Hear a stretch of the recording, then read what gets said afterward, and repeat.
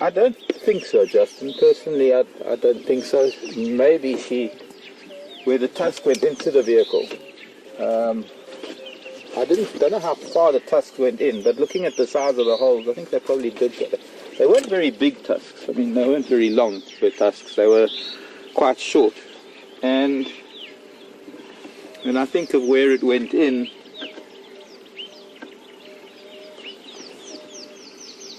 it didn't penetrate very far, so I don't think it even reached where her upper lip was.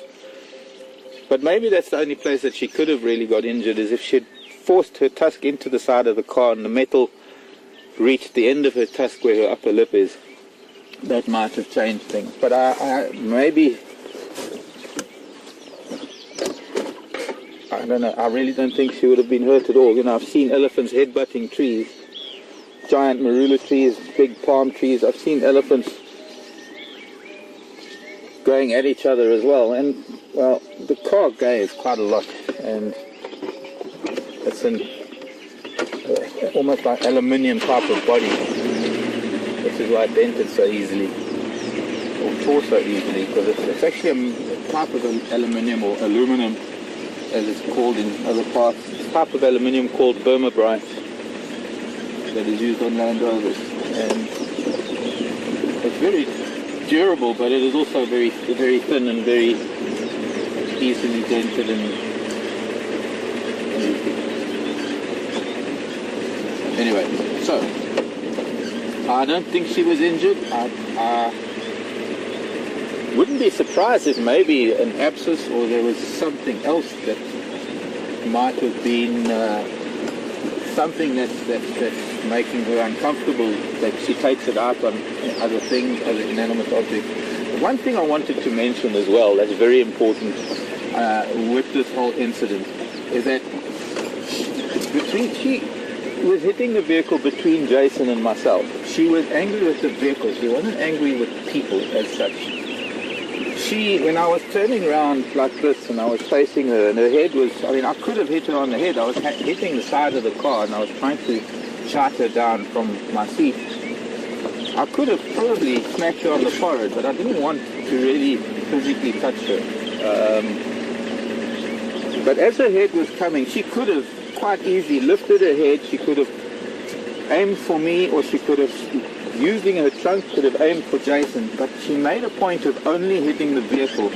And I don't know, how many times was it? 3 or 4? 3 or 4. I can't remember. It's sort of just an instance like that.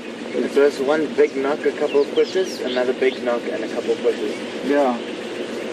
That was all happening so fast, but it was also happening in slow motion. It's one of those strange incidents where time is warped completely. But I just want to emphasize that she was hitting the vehicle right behind me, and even though I was shouting at her and she was looking at me, she had no intention of hurting either one of us. Now, do you know how elephants, how particular or how meticulous or how dexterous they are with their trunks and their tusks? I mean, they can wedge a tiny little bark away from a tree with a tusk. When they look down, their face down their tusk, they know exactly where the point of each tusk is. They know how to pick one tiny little leaf or a little berry from the ground. So I think what I'm trying to say is that she knew where she was aiming. She knew what she was doing, and she also I think made a point of not trying to hurt us. And that makes me believe that she was more upset with the vehicle than she was with us as humans on the vehicle. Still, another thing that I'd like to mention is,